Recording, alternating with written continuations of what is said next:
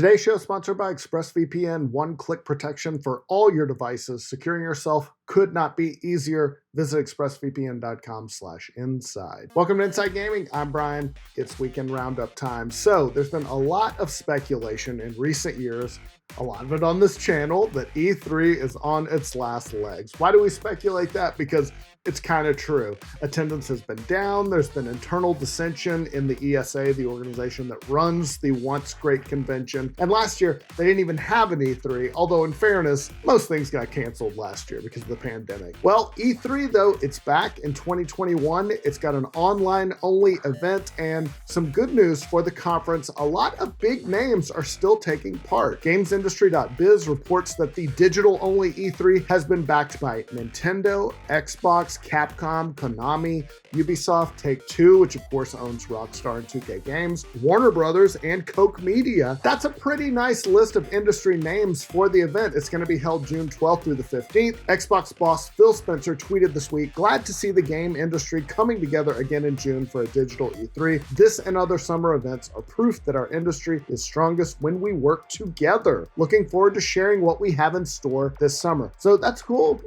He's hinting at some Xbox news, some classic E3 hype. Obviously, though, there's still some very big absences in that roster. Sony, EA, Activision Blizzard, Bandai Namco, Square Enix, to name a few. Now, Sony, of course, they have taken part in E3s in the past, but then they announced last year that they wouldn't be a part of the 2020 event. That, of course, is later canceled. EA has not done E3 for several years now, but Games Industry noted that we're still a few months out. Maybe some others could jump on board. I wouldn't hold my breath. We don't know too many details about this year's E3, besides the fact that it's going to be online only. A press release says that developers will be showcasing their latest news and games directly to fans around the world. Yeah, that's what they do at every E3, guys. Thank you for that informative press release. I love press releases just for this reason.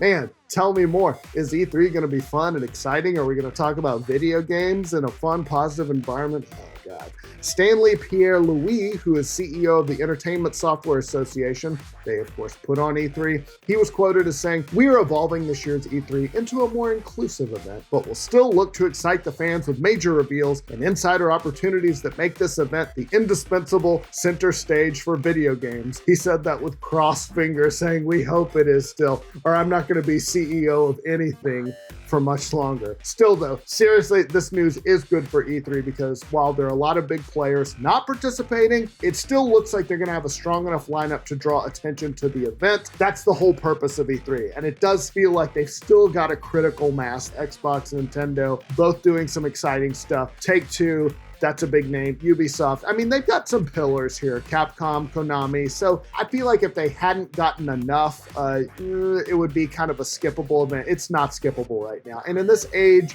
of everyone holding their own live streams for their own product, it's really proof that, for now at least, a big event like E3 can still draw in the big players under its tent. Maybe that won't happen next year in 2022, but at least for this year, E3 still going to command your eyeballs. Your eyeballs are going to be on E3. I know mine will. All right, we're going to get to the rest of the stories in just a second, but first, guys, let's talk about HelloFresh, aka my favorite meal delivery service. This episode of Inside Gaming Roundup is brought to you by HelloFresh. Even with work from home, I still feel like I'm running all day long, guys. You wouldn't know it by looking at me, but I feel like I'm running all day long. Getting to the grocery store and choosing something even moderately healthy feels impossible. I'm just like, if I go in when I'm hungry, I'm just going to get garbage, just frozen garbage the whole time. That's even before I get home and cook it. But I got HelloFresh. Whoo, boy, it has made things so much easier. With HelloFresh, you get fresh, pre-measured ingredients and mouth-watering seasonal recipes delivered right to your door so you can skip that trip to the grocery store. Rely on HelloFresh to make cooking at home extra easy, fun, and affordable. It's America's #1 meal kit for a reason, guys. HelloFresh cuts out stressful meal planning so you can enjoy cooking. Get dinner on the table in about 30 minutes or less. That's true, it does take about 30 minutes or less. That's not just a filler, that's true.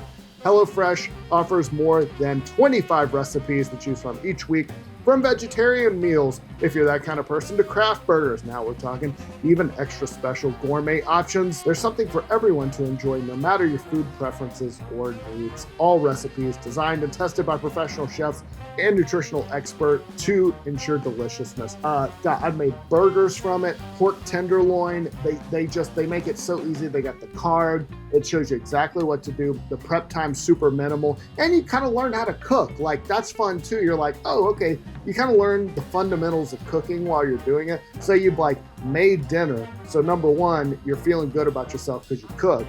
And then two, you learn something. So I don't know. That's what I like about it. Here's what you got to do, guys. Go to HelloFresh.com/roundup12 and use code roundup12 for 12 free meals, including free shipping. That's 12 free meals plus free shipping at HelloFresh.com/roundup12 with the code roundup12. HelloFresh, America's #1 meal kit. And thanks, they really are good. On to the rest of the stories. If you're fixing matches in CounterStrike, first of all, bad, don't be that guy. But watch out, because the FBI is apparently getting involved. Jesus. This comes from Ian Smith, the commissioner of the Esports Integrity Commission, which was established 5 years ago to promote and facilitate competitive integrity in esports, and good luck to them, I say. Smith said that there is a big investigation of CounterStrike. This one came out of a similar one involving match fixing in Australia. He told YouTuber/32 there's an ongoing investigation amongst a relatively small but significant group of players over a long period of time, organized match fixing in North American MPL. Ooh, bad. He described it as classic match fixing involving players being bribed by outside betting syndicates in order to fix matches. They sound like the Black Sox here with this. Holy crap. He said they are working with law enforcement, including the FBI, who he described, this is really funny, he described them as good, but inexperienced because sports betting has never been a big thing in America until recently. So everyone's kind of finding their feet on that one. So there you go. Things are looking really bad, guys, for Balan Wonderworld. That's the new platformer from Square Enix. It released recently to very bad reviews, and now the sales, at least in Japan, not very good. Various outlets are reporting that the game sold less than 2,100 copies in Japan. Yikes. It didn't even make the top 30 in its first week at retail over there. It wasn't in the top 30 in the Switch eShop. That's very rare for a new Switch game, especially from a big publisher like Square Enix. And it's a bummer because this game was made by the legendary Sonic developer Yuji Naka, so you hate to see a flop this bad. He's also said, like, this might be my last shot to make a platformer like this, but yeah, the game's just, it just sucks. But it is what it is. There you go. That's a bummer. On to happier news. Monster Hunter Rise off to a great start. It's really picking up where Monster Hunter World left off, sales-wise. The Switch exclusive, which boasts a much more streamlined version of the classic Monster Hunter formula, already surpassed 5 million units shipped globally. GamesIndustry.biz noted that Rise hit that number after just 10 days of release. That's a little bit behind World, but it's important to note, obviously, World was released on a bunch more platforms. It went on to sell 16 million copies. It was a historic hit for Capcom. Rise, also coming to PC next year, so it's just on Switch now. After it comes out on PC, it'll most certainly boost its sales numbers even more. But for now,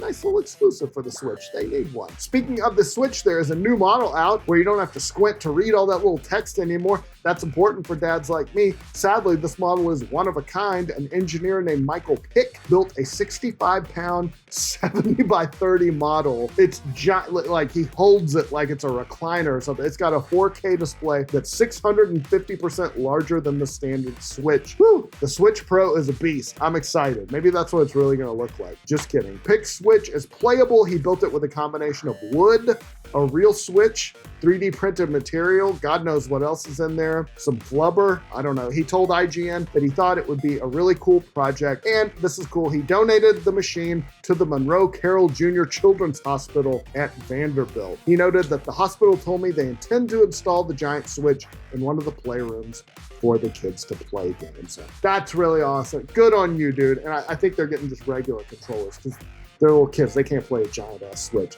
But good on you, dude. That's all. Engineers really do some cool stuff. All right, time for a 5-second review.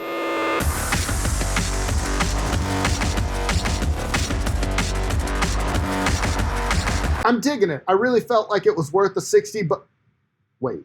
It's on Game Pass? Fuck!